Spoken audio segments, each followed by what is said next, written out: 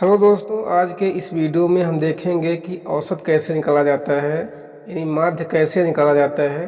तो अभी तक हम पढ़ते थे कि जो अवर्गीकृत आंकड़े होते हैं उसमें हम आंकड़ों को जोड़ के और आंकड़ों की संख्या का भाग लगाते थे तो हमारा माध्य निकलता था।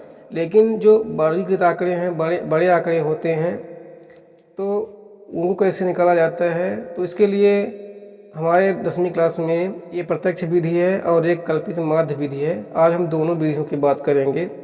तो सबसे पहले हम देखते हैं प्रत्यक्ष विधि। तो हम क्या करेंगे कि यहाँ पर दिया हुआ है कि क्लास यक्स के 30 विद्यार्थियों के 100 में से प्राप्त अंक यहाँ पर दिए हुए हैं। बताया गया है कि 10 से 25 अंक पाने वाले 2 विद्यार्थी हैं और 25 से 40 अंक पाने वाले 3 विद्यार्थी हैं और 40 से 55 अंक पाने वाले 7 विद्यार्थी हैं। 55 से 70 अंक पाने वाले 6 विद्यार्थी हैं। इस प्रकार से यहाँ पर वर्ग अंतराल लिखा हुआ है। वर्ग अंतराल में हम जानते हैं कि ये निम्न सीमा होती है और ये उच्च सीमा होती है। इन दोनों का जो अंतर होता है वो यच होता है। यहाँ पर इनकी बारंबारता लिखी हुई है, हमें यक्स निकालना है। तो ये जो यक्स आई होता है ये मध्य बिंदु होता है और मध्य बिंदु को वर्ग चिन्ह भी बोलते हैं। तो मध्य बिंदु निकालने के लिए निम्न सीमा और उच्च सीमा को जोड़कर 2 का भाग लगाया जाता है। जैसे अगर मैं इसको हल करूं तो अगर 10 और 25 को जोड़ के अगर हम 2 का भाग लगा दें, निम्न सीमा धन उच्च सीमा बटा 2, तो 10 और 25 को हम जोड़ेंगे तो हमारा हो जाएगा 35 और 35 में 2 का भाग लगाएंगे तो 17.5 आएगा। 2 एकम 2, ये 15 हो जाएगा, 2 सत्ते 14, दशमलव रखेंगे, 10 हो जाएगा, 2 पंचा 10। तो यहाँ पर हम लिखेंगे कि 17.5। इसी प्रकार से हम 25 और 40 को जोड़ के 2 का भाग लगाएंगे, फिर 40 और 55 को जोड़ के 2 का भाग लगाएंगे और यहाँ पर इस तरह से इसको हम x को निकाल लेंगे। अब हमें चाहिए f(x), तो f(x) निकालने के लिए हमें f और x का गुणा करना होगा। जैसे यहाँ पर 2 गुणे 17.5 करना पड़ेगा। 2 पंचा 10, 1, 2 सत्ते 14, 15 की 5, हाथ से 1, 2 एकम 2, 1, 3, ये 0.1 अंक बाद यहाँ पर रखेंगे तो 35.0। तो यहाँ पर हम लिख सकते हैं 35.0। इसी प्रकार से इनका हम गुणा करेंगे, 3 का गुणा करेंगे 32.5 के साथ, तो हमारा आ जाएगा 57.5, फिर आएगा 332.5। तो हमें क्या चाहिए, f(x) चाहिए। तो f(x) के लिए हमको पहले इनका पूरा योग करना पड़ेगा और हमें f का योग चाहिए।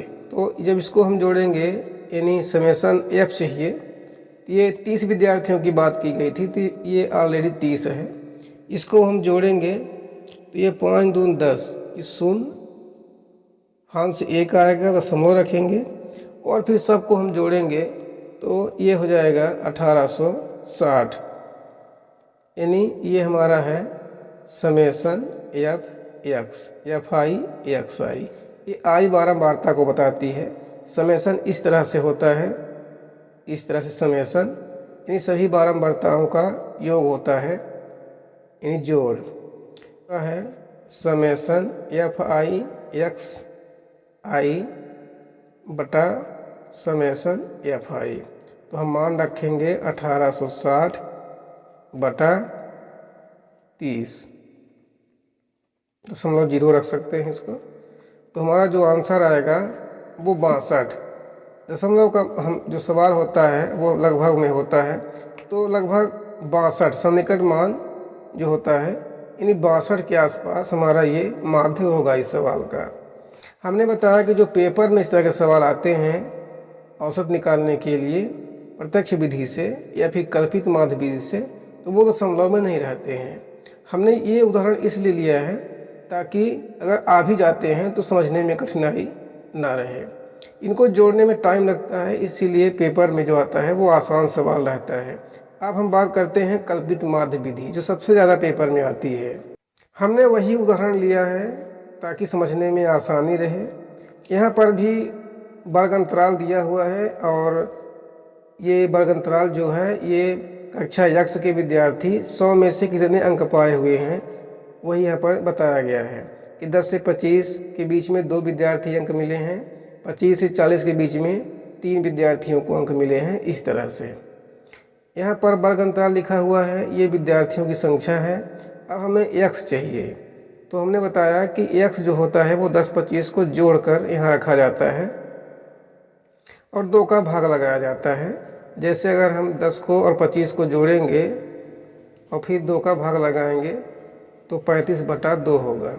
35 में जब 2 का हम भाग लगाएंगे तो हमारा हो जाएगा 17.5। इसी तरह से कल्पित माध्य के लिए हमें अगर सूत्र पता है तो सूत्र हमने यहाँ पर रख दिया है कि a + समेसन fi di बटा समेसन fi। यहाँ सबसे बड़ी बात यह है कि a और fi di, तो यहाँ पर हम देखते हैं कि a क्या होता है। a जो होता है वो होता है कल्पित माध्य, मतलब कि बीज की संख्या हमें कोई मान के चलना पड़ता है, वही a होता है। जैसे यहाँ का बीज अगर हम पता करें तो 1 2 3 4 5 6 संख्याएं हैं, तो बीज का पता करना इतना आसान नहीं है। तो यहाँ पर 2 संख्याएं हम ले सकते हैं, क्योंकि 2 संख्या के बाद 47.5 आता है। अगर नीचे से देखा जाए तो 2 संख्या के बाद 62.5 आता है। तो अगर हम कल्पित माध्य बीज की संख्या 62.5 को लेकर चलते हैं तो कोई दिक्कत नहीं है। 47.5 को लेकर चलते हैं तो भी कोई दिक्कत नहीं है। तो हम छोटी संख्या लेते हैं 47.5। तो यहाँ जो है तो a बराबर जो हो जाएगा वो होगा 47.5। इसको हम मान लेते हैं। अब सूत्र में मान रखने के लिए हमें चाहिए fi di। तो जो d होता है तो वो x ऋण a करने पर d मिलता है, इसीलिए पहले यहाँ पर d निकाला जाता है। अगर आप ये तरीका भूल जाते हैं कल्पित माध्य विधि में तो आप fd को याद रखिएगा। fd जो होता है तो वो हमको ये बताता है कि हमको f के साथ साथ d भी चाहिए, और d के लिए क्या चाहिए, x ऋण a करना पड़ता है। तो जब x ऋण a करना पड़ेगा तो उसके पहले हमें x चाहिए, यानी वर्ग चिन्ह चाहिए, मध्य बिंदु चाहिए। तो इस तरह से हम सूत्र से ही पता लगाते हैं कि ये सारणी कैसे बनाना है, ये चीज़ है। तो अब हम d निकालेंगे, यानी x ऋण a करेंगे। तो a हमने बताया कि ये कल्पित माध्य होता है 47.5। तो x में a को घटाना पड़ेगा, तो हमारा x क्या है 17.5। तो हम क्या करते हैं कि 17.5 में a को घटाते हैं तो ये नहीं घट पाएगा। तो हम क्या करेंगे 47.5 में 17.5 को घटाएंगे तो 0, 7 में 7 घटाएंगे 0, 4 में घटाएंगे तो 30.0। इसको हम लिखेंगे 30। लेकिन यहाँ पर ध्यान देने वाली बात यह है कि जो 30 है ये ऋणात्मक रहेगा। ऋणात्मक इसलिए रहेगा क्योंकि 47.5 ये बड़ी संख्या है। जब हम पूर्णांक में 5 ऋण 8 करते हैं तो 5 में ऋण 8 को तो घटा देते हैं, लेकिन आंसर जो होता है वो ऋण 3 होता है। बस इसीलिए हमें ऋण 30 लिखना होगा। तो जो पहला होगा वो ऋण 30 होगा। इसी तरह से हम निकालेंगे तो ऋण 15 होगा और ये 0 होगा। अब धनात्मक संख्या आएंगी क्योंकि ये बड़ी संख्या है, 62, 77, 92, 47 से बड़ी संख्या है। तो यहाँ पर धनात्मक संख्याएं आएंगी, ये 45। इसी तरह से हमको हल करना होगा, घटाना पड़ेगा। ऐसा नहीं है कि हम 17.5 में हमें a घटाना है तो ठीक है। हम ऐसा नहीं कर सकते कि a में x घटा दें। कभी कभी धोखा हो जाता है कि बड़ी संख्या a लिखी हुई है तो इसमें हम इसको घटा दें, ऐसा नहीं है। आंसर यहाँ ऋणात्मक में आए फिर भी हमें x में ही a को घटाना है। अब हम निकालेंगे fd। fd का मतलब ये है f गुणे d। तो f ये है और d ये है, इसका हम गुणा करेंगे तो ये कितना हो जाएगा 3 दूना 60, ऋण 60, 15 तियाँ 45, 7 गुणे 0 करेंगे तो 0, 15 छक्का 90, फिर 180 हो जाएगा और ये 45 छक्का हो जाएगा 270। ए प्लस समेसन fi di बटा समेसन fi होता है। तो हमें fi di पता होना चाहिए। तो इसका मतलब ये है कि हमें ये 30 विद्यार्थियों की बात की जा रही है, तो ये ऑलरेडी पता है कि इसका जो समेसन f होगा fi ये 30 होगा। अब हमको FIDI जोड़ना है, तो इसको हम जोड़ेंगे। यहाँ पर लिखेंगे योग और यहाँ पर इसको हमको जोड़ना है। पहले इसको हमको जोड़ लेना है और जोड़ने के बाद ये तो ऋणात्मक रहेगा, ये ऋणात्मक रहेगा। इसको जोड़ के और ये पूरा हमको घटा देना है, तो हमारा निकलेगा 435।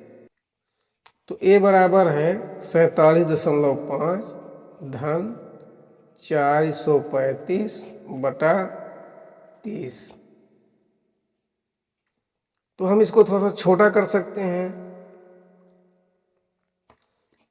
5 6 30 और ये 5 से 35 5 8 40 5 7 35, ये 87/6 हो गया। हम 87 में 6 का भाग लगाते हैं, कितना होता है 6 कम 6 2 और ये 7, 6 चौको 24, 3 आएगा। तो ये दशमलव रखेंगे और ये 6 पंचा 30 कट गया 14.5। तो हम क्या करेंगे, ये 47.5 पहले से है, अब हम 14.5 को जोड़ देंगे तो वही हमारा आंसर हो जाएगा। यहाँ पर हम जोड़ के देख लेते हैं। 47.5 14.5, ये 10 11 12 के 2 हाथ से 1 4 1 5 1 6, ये 62, यानी यही 62 आंसर हो जाएगा। जो पहला वाला सवाल था उसमें भी 62 आया था और इसमें भी 62 आ गया है, यही हमारा आंसर होगा। तो ये बहुत आसान है, बस हमें यही ध्यान रखना है कि सूत्र क्या मांगता है।